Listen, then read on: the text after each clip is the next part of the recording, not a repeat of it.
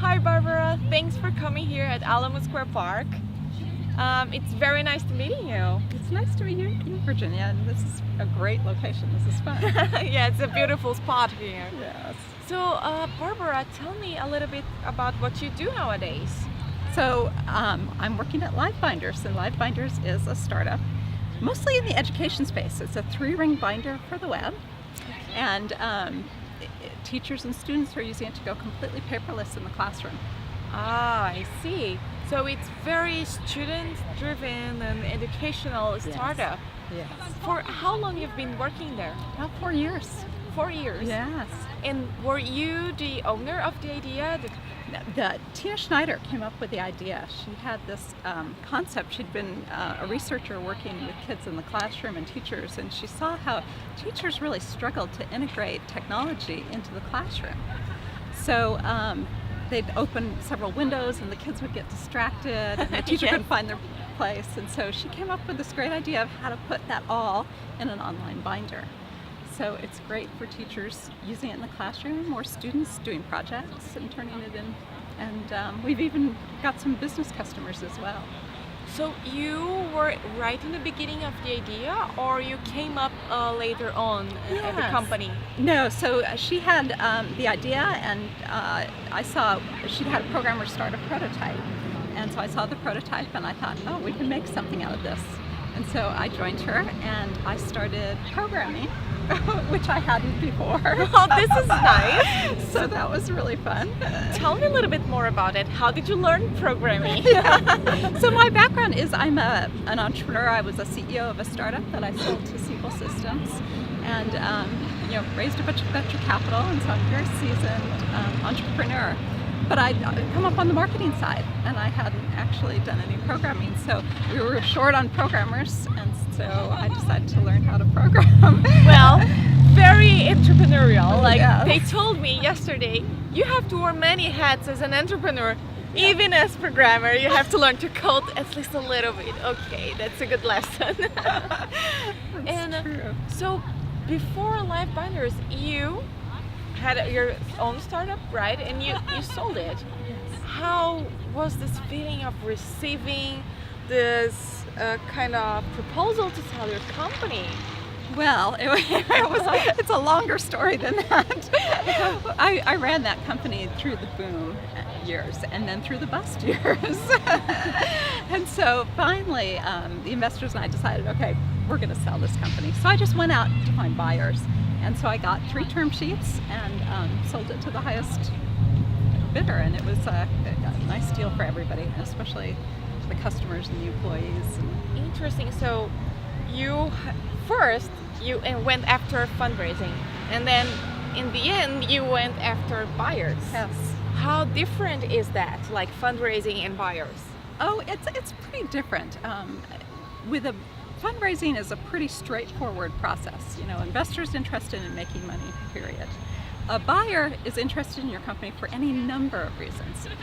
This particular buyer was interested in opening up, the company was an email marketing software company, and they were interested in opening up that corner of the market that they hadn't addressed before.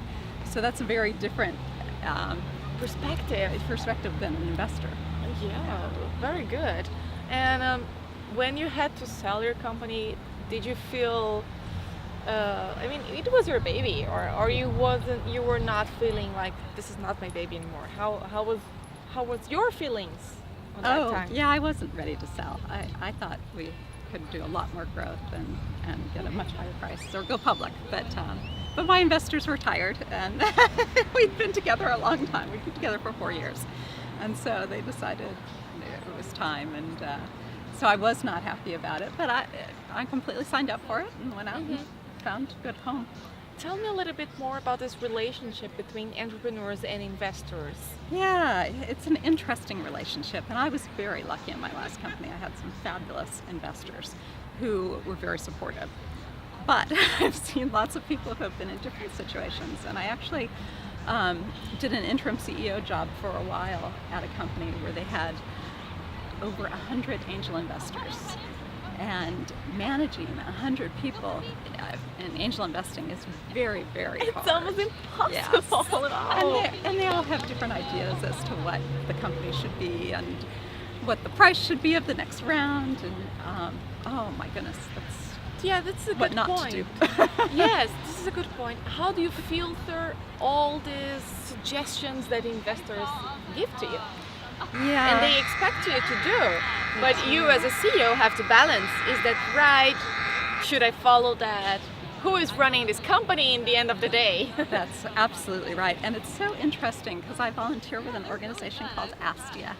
And Astia helps women entrepreneurs build their company and get funding and take it to the next level. And when we look for companies to bring in to Astia, we look for CEOs who are coachable, because taking coaching is very important. And yet we look for CEOs who are not too coachable, because the worst thing you could do is just listen to the last thing that the last person said to you and run with that until somebody else says something and then run with that. And I've seen several of those, and you just don't build a business that way. So you've got to take that advice and really take it to heart and just stay with your vision. And if it fits your vision, excellent, great advice, and incorporate it. And if not, you just got to be honest and say, I don't Great feel idea. comfortable about it. yeah, Yes. great idea, but not where we're going right now. And have you ever felt overwhelmed as a CEO? Probably, right? Like a rhetorical question, I know. But how do you face all this overwhelmness? How do you solve this? Every day there's just something else to do. I actually wrote an article once and said that it was kind of like I was backpacking once in this forest fire, and it's kind of the same thing.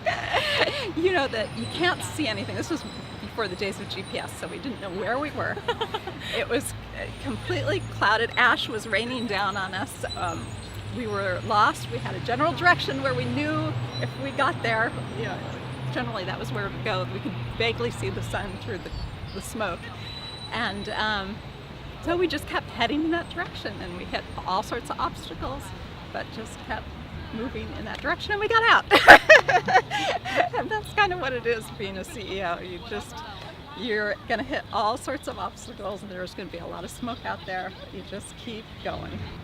You mentioned Astia before, and I would like to know, do you have any words of wisdom for women that are entrepreneurs? What women should stand? How should they stand out? Yeah, that's an excellent question. And I actually specifically coach at Astia with the women who are raising venture capital and doing presentations. So it's very important for women to understand that investors are interested in them as a CEO and what they have to offer in their background. Women have a tendency to not talk about themselves. It's cultural. You know, we're raised that way, that we're not supposed to brag. But it doesn't help you when you're trying to raise money. Investors are investing in people, and so you really have to put yourself out there. And that is the hardest thing for women to do. And talk about your accomplishments. And so my advice... Don't be ashamed of it. That's right. My advice for any women who are building their business: build your business, talk about your business, and love your business, but it's you who's going to be invested in. So you must be out there. I would like to know, how do you motivate your team as a president, as a previous CEO? Mostly through teamwork, you know, making sure that everybody is a part of a successful team. So successful teams are a lot of fun. It's not hard to motivate people when you're having success. And so as long as you're including everybody in what's going on, I think communication is very, very important. And letting people know. And it's hard because investors don't always want you to let the employees know what's going on. And sometimes that can be demotivating too. But I think an open communication channel is one of the best ways to motivate people, and making sure people feel included. So transparency, it's very important for you in your company. Yes. Making sure that the employees know what is going on. Yes. And how further can you talk to the employees? There are some information that you believe, okay, this must be private, or you try to open as much as you can?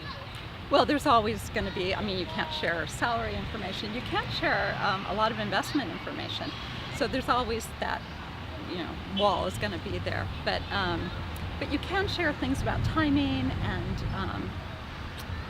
and when you do have good meetings, you could share things about that as far as investment goes. So the amounts, the dollars need to remain private, but the overall how things are going can be shared. Do you think that sharing also the difficulties that the company is going through might be helpful to the employees understand? Or, Yes. or it might be dangerous? It's both, and I've been through that. The dangerous thing to me, I found out, was not sharing, because the employees are pretty resilient, and as long as you include them as part of the team, here's where we're going. This is how we're going to overcome this difficulty. As long as you include them in that battle, then they feel like they're a part of the solution. And I think that's very important. And if you don't include them, then they become part of the problem. And they're out, if you're running out of money and they're out spending money, that's not a good thing. So very, very nice, this advice. Very important, very wise. Like, they have to feel that they are part of the solution, not part of the problem. Very good. Along your life as an entrepreneur, have you ever faced a moment that you don't know where you're going? What should you do? Do you have a story on that? Oh. One or many or Yeah, one or many. I can't actually think of one specific one off the top of my head. No, it's okay. Yeah, there's so many times. And but when you went through those times, did you seek for help or? Yes, there's a couple of different things that I did. My investors were very good, and I would go talk to my investors. I had venture funding, and I had a couple of excellent venture capitalists on my board, and so I would talk to them. But you can't always tell them everything that's going on either. And so I was part of a CEO group at FWE, Forum for Women Entrepreneurs, and we would share. It was great. We would get together once a month, and whoever was having the biggest issue that month would share with the group and get advice and just talk about it and try to talk through some of those issues. Very nice. So, and this group were like secret. No one would go out Yes. and talk about it. It was Highly confidential. highly confidential. You were building a very trust relationship with those other women Yes. CEOs.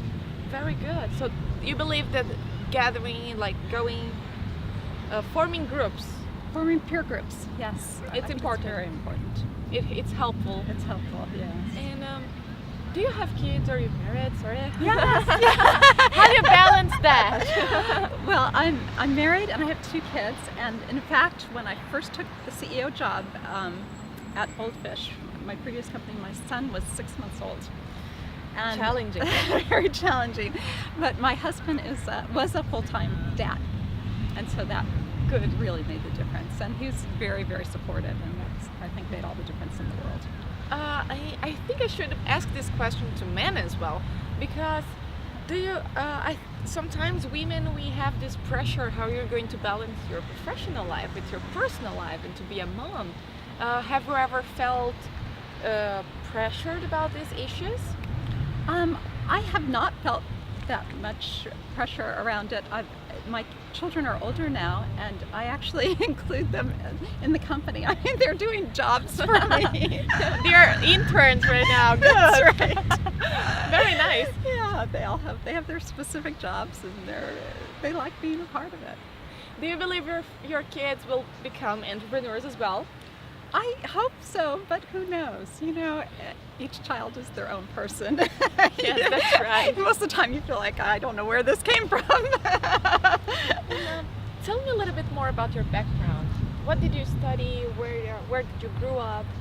I have a very, very different background. I started working in the computer industry right out of high school, and I started working on an assembly line. And I had a knack for the technology, and I enjoyed it, and worked my way up through the ranks. Learned how to do technical support, I created a QA department, and then I moved several companies, got onto the marketing side, started doing product marketing, then became VP of marketing, and then eventually worked up to CEO. So you had a very corporate life, was Yes. that right? And how was to break with the corporate world to create your own company? Well, I actually, several times throughout my career, I've gone to work for tiny startups. So, You always 2 or felt a 3 little bit people. I always had entrepreneurial. that pull, and always had lots of different jobs and wore lots of different hats. And so, yes, it wasn't a hard transition for me. Good. And did you always knew that you wanted to be an entrepreneur, or? I think so. I think my parents always encouraged that, and I think that's kind of, they felt that we should be building our own businesses instead of building other people's. And so, Have you ever failed? oh, Or, I mean, are you comfortable with talking about that? yeah, I think everybody does. Everybody fails all the time. I failed at so many things. It's hard to pick one. A good one. Let me see. Yeah, but I think that maybe failure is. People talk about failure in a very open way here, but it seems such a strong word for what is actually experience. It is. It's learning, and yeah, and so many. It's so interesting because so many good things come out of failure. And I was working for a company once, and very, very strong entrepreneurial couple ran the company, and they brought in a VP of marketing that I didn't work well with, and we just didn't hit it off, and I got exiled to a small company somewhere But this way far happens, away. yes. And I ended up running that company and selling that company. So it ended up being a beautiful transition for me. So actually, it was like a relationship issue between like VP marketing and you, but you had a good this is one of those good mistakes of your career that came out very well. Yes. Very good. And interesting that you brought up that subject, relationships between partners, employees. This is not easy. Do you have any word of wisdom on that? Oh boy, that's such a big one. Again, I do think open communication is just the key for all relationships, because unless you know what somebody else is dealing with or thinking, then you're kind of at a loss as to how to include them and help them. So I just think conversation and open communication is the most important thing. Great. I believe that communication is very important in a company, and communication with employees is really critical. And if you don't include people in your communication when you've got a problem,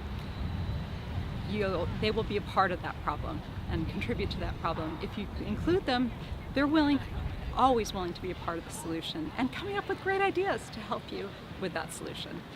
Talking a little bit about the relationship between CEOs and investors. How do you filter all that information? Yeah, so investors will give you tons of advice, and hopefully if you've got good investors, a lot of it's good advice, but it's your company, and as a CEO, you have to make the decision at the end of the day, and you have to live with it. So you have to know in your gut that you're going in the right direction, and let people know that their advice is welcome, and you will take what you can use and use what you can. How women should stand out? Like as you mentioned before, that women should talk about themselves, not only about the company. I think this is very, very nice. Yeah, for a woman raising investment money, it's very important for them to understand that they're competing against men who are very comfortable talking about themselves.